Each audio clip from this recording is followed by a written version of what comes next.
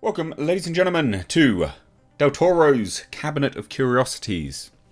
Not, but my review of it anyway. This is kind of considered my Halloween review, I guess. Over on my second channel, me and Andre from Midnight's Edge reviewed 2006's Silent Hill, the video game adaptation, for you guys to enjoy as well. I'll leave that channel linked in the description box. Please do check it out. However, I want to discuss Del Toro's Cabinet of Curiosities. Now, I saw the trailer for this, and the trailer caught me.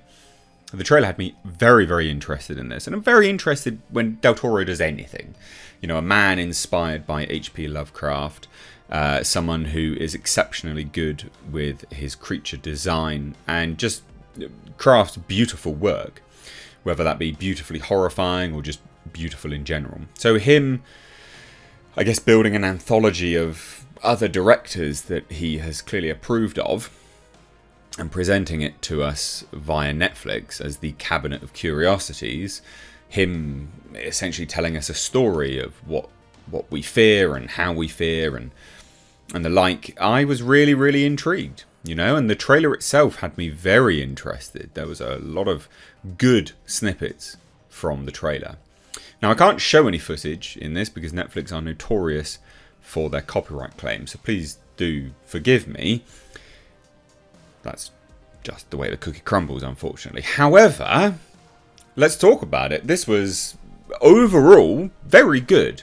It's not all good, but overall it was very good. I had a very good time with season 1, because it's kind of what they were calling it anyway. I don't know if they're going to do more, but I was very, very happy overall with all of it. All of it was generally very good. Now, not every single episode was good.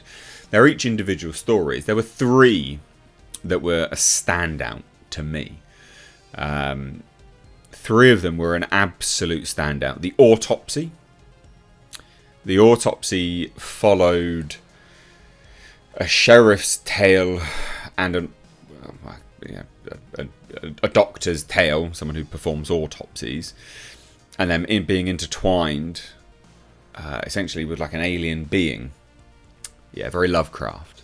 Right, I liked all of the Lovecraftian ones.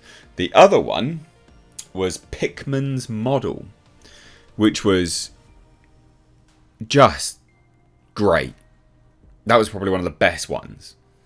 Pickman's Model followed an art student, Miskatonic University, of all, again, those Lovecraft fans, very familiar places, with the grandson of Lavinia.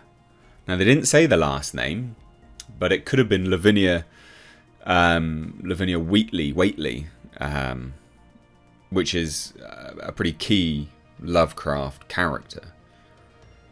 But it was all through art. Pickman told stories and showed the horrors of the dark through his art, and it sort of infested this guy's mind and then led to essentially the whole world burning down around him. That was a beautifully done episode. And then the other one, which I didn't know if I was going to like it, but it just rounded out, it just had a lot of good stuff in it, which was The Viewing, which was by Panos Cosmatos. I think that's how you say it. I don't know, it's how Del Toro, I think that's how he said it. And that had Peter Weller in it. That was a really good episode. Or story. I say episodes. They're episodes, but they're not episodes because they're each individual stories. Now, that one was great. Very stylistic. Beautifully stylistic. It had Sophia Boutella in it as well, who's just infinitely gorgeous in anything she is in. But it was a very strange story. Essentially, a bit of The Thing involved in it. You know, this rich businessman, or they don't even know who he is, has a rock that they have no idea what it is, and he's gathered 4 people with exceptional expertise to come and view the rock and sort of give him their thoughts on it. But I instantly enjoyed that episode because it started off with a woman driving a Datsun. I'm all about the Datsuns. And then obviously the vibe of this one, it was beautifully shot, but the vibe of it specifically was very musical based.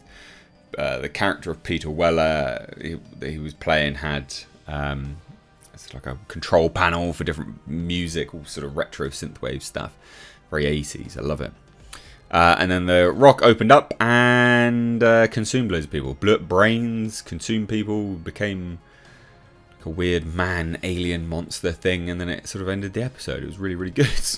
But overall, it was a really, really good little horror anthology stuff. The production values of this was great. There was one more honourable mention, which is Dreams in the Witch House, which is a Lovecraft story itself.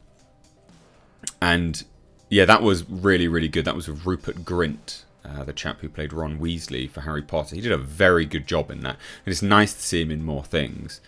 This is a man that doesn't have to work, essentially, for the rest of his life. And I believe, if I remember rightly, he even, this is the juxtaposed to the horror he was in, he even bought an ice cream truck and drove around giving out free ice creams to people.